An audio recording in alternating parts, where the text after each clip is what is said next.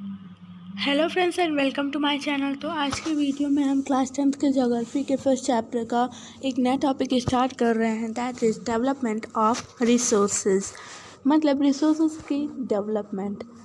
तो ये सब कुछ हम देखेंगे कि किस तरह से रिसोर्सेज की डेवलपमेंट होती है एंड क्या प्रॉब्लम्स हैं जिसकी वजह से हमको डेवलपमेंट करनी पड़ रही है। लेकिन उससे पहले हम इसके मीनिंग को समझेंगे, क्योंकि जब तक हम किसी भी टाइटल के मीनिंग को नहीं समझते तब तक हमें टॉपिक भी समझ में नहीं आता।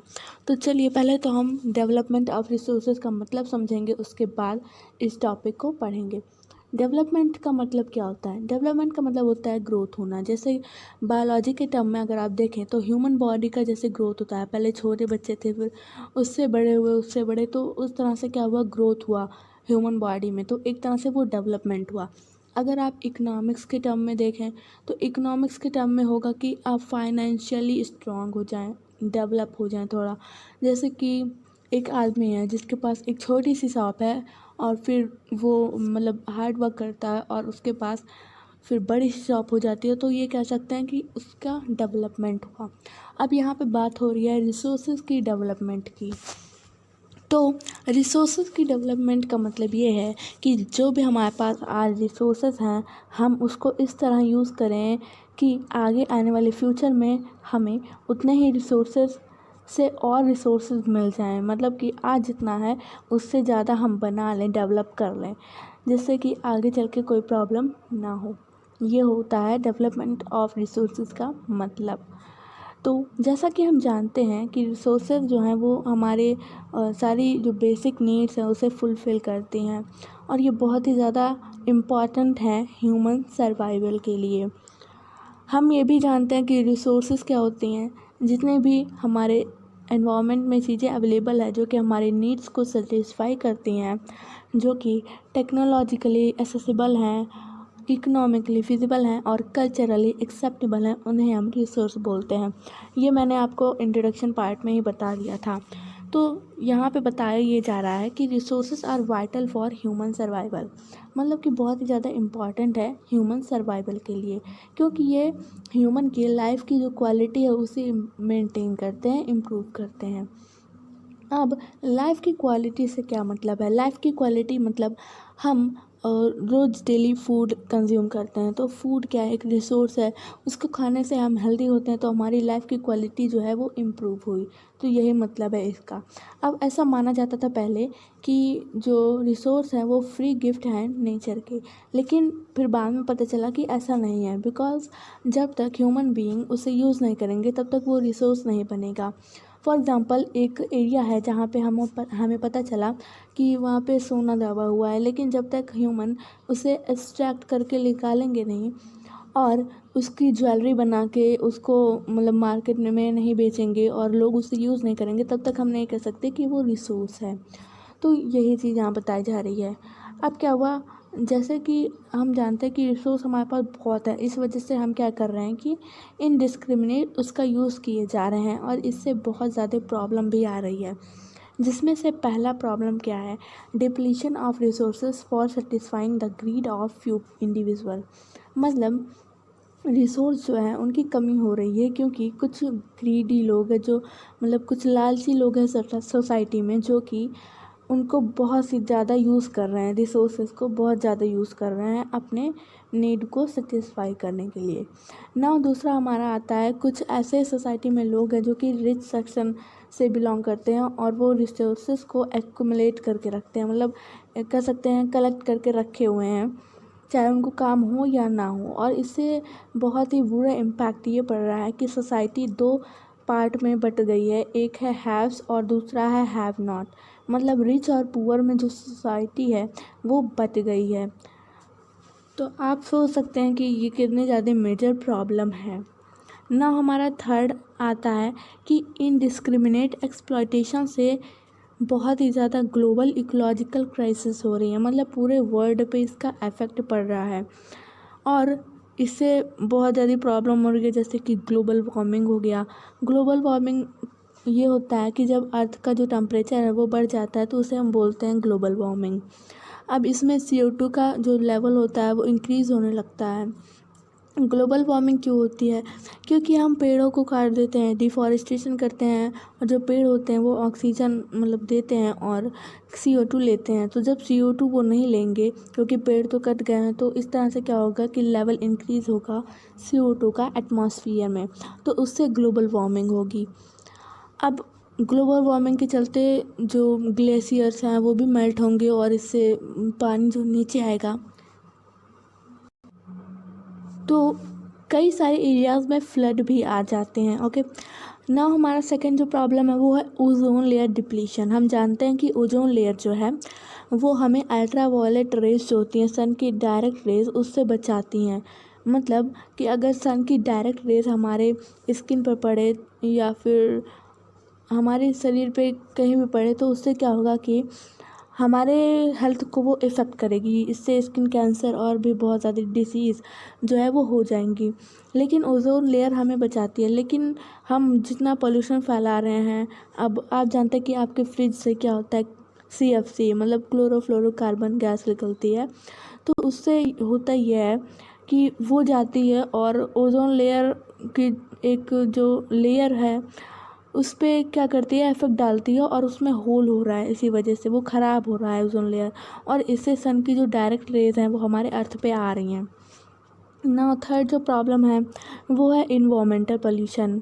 हम जानते हैं water pollution, land pollution, noise pollution, soil pollution, जितने पोल्यूशन हो रहे हैं इसी वजह से हो रहा है क्योंकि हम इनडिस्क्रिमिनेट एक्सप्लॉयटेशन कर रहे हैं रिसोर्सेज का। और लैंड डिग्रेडेशन मतलब लैंड जो है वो ख़राब हो रहे हैं। अब लैंड के ख़राब होने के बहुत सारे रीज़न्स हैं, जैसे कि ओवर ग्रेजिंग हो गया, डिफॉरेस्टेशन हो गया, ऐसे ही बहुत सारे रीज़न्स हैं जो कि हम आगे अभी चैप्टर में पढ़ेंगे। तो ये तो थी प्रॉब्लम्स। अब इनसे हम कैसे बच सकते हैं? इनसे हम बच सकते हैं रिसोर्सेज को इक्वली डिस्ट्रीब्यूट करके। मतलब अगर हम सब में रिसोर्सेज को इक्वल डिस्ट्रीब्यूट कर दें तो उससे क्या होगा कि ये सारी प्रॉब्लम्स नहीं आएगी और इससे ग्लोबल पीस भी आएगा। मतलब ग्लोबली सब लोग खुश रहेंगे, शांति बनी रहेगी। बिकॉज़ अगर सपोज़ करिए कि एक कंट्री है जिसको हम पूरा रिसोर्स दे देते हैं एंड एक कंट्री है जहाँ पे हम बिल्कुल भी रिसोर्स नहीं देते हैं, तो क्या होगा, जहाँ पे रिसोर्स नहीं है वो वॉर करेगी एंड डिमांड करेगी कि हमें क्यों नहीं मिला। तो यही सब बातें हैं। तो इससे क्या होगा कि ग्लोबली भी वॉर होगा, बिल्कुल भी पीस नहीं रहेगा। तो अगर हम इक्विटेबल डिस्ट्रीब्यूशन करते हैं इक्वली, तो इससे ग्लोबल पीस भी बना रहता है और जो ह्यूमन की क्वालिटी है लाइफ की वो भी इम्प्रूव। तो यहाँ पे यही बताया जा रहा है कि अगर जो हमारे पास रिसोर्सेज हैं, अगर उसको कोई एक इंडिविजुअल या फिर कोई एक पर्टिकुलर कंट्री ख़राब करती है, उसे डिप्लीट करती है, तो इससे क्या होगा कि पूरे प्लैनेट पे डेंजर जो है वो बना रहेगा। बिकॉज़ ऐसा नहीं है कि कोई एक इंडिविजुअल पेड़ काटता है तो उसका असर केवल उसी पर होता है। ग्लोबल वार्मिंग जैसी जो क्राइसिस हैं वो पेड़ काटने की वजह से ही होती हैं और ये हमको पूरे ग्लोबली मतलब पूरे वर्ल्ड पे देखने को मिलती हैं।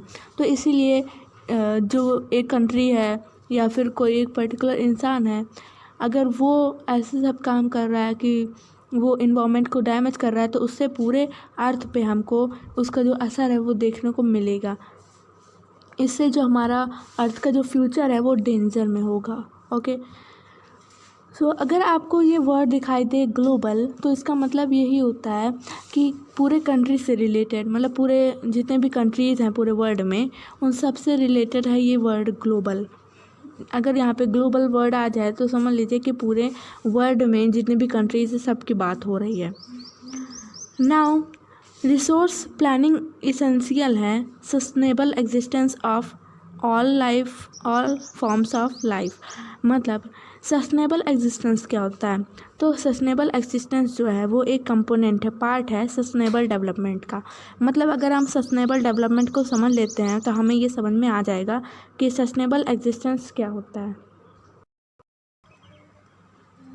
तो सस्टेनेबल डेवलपमेंट का मतलब ये होता है कि ऐसा डेवलपमेंट जो कि हमारी इन्वायरमेंट को बिल्कुल भी डैमेज ना करे और इससे जो आने वाली फ्यूचर जनरेशन है उसकी नीड्स को भी हम कॉम्प्रोमाइज़ ना करें। ओके, फॉर एग्ज़ाम्पल कि अगर आप कोई डेवलपमेंट कर रहे हो एंड उससे आपकी जो इन्वायरमेंट है वो भी डैमेज नहीं हो रही है, एंड जो रिसोर्सेज आपके पास है उनका यूज़ कर रहे हो, एंड फ्यूचर जनरेशन के लिए भी रिसोर्सेज बचा के रखे हैं, तो इसे हम बोलेंगे सस्टेनेबल डेवलपमेंट। तो आई होप आपको सस्टेनेबल डेवलपमेंट समझ में आ गया, एंड कितना अच्छा होगा ना कि जो हमारी इन्वायरमेंट है उसको भी कोई हार्म नहीं होगा। सो चलिए अब नेक्स्ट टॉपिक को देखते हैं, जो कि है रियो डी जेनेरियो अर्थ समिट। तो रियो डी जेनेरियो ये एक सिटी है ब्राज़ील में, और ब्राज़ील में जो ये सिटी है रियो डी जेनेरियो, यहाँ पे अर्थ समिट हुआ था।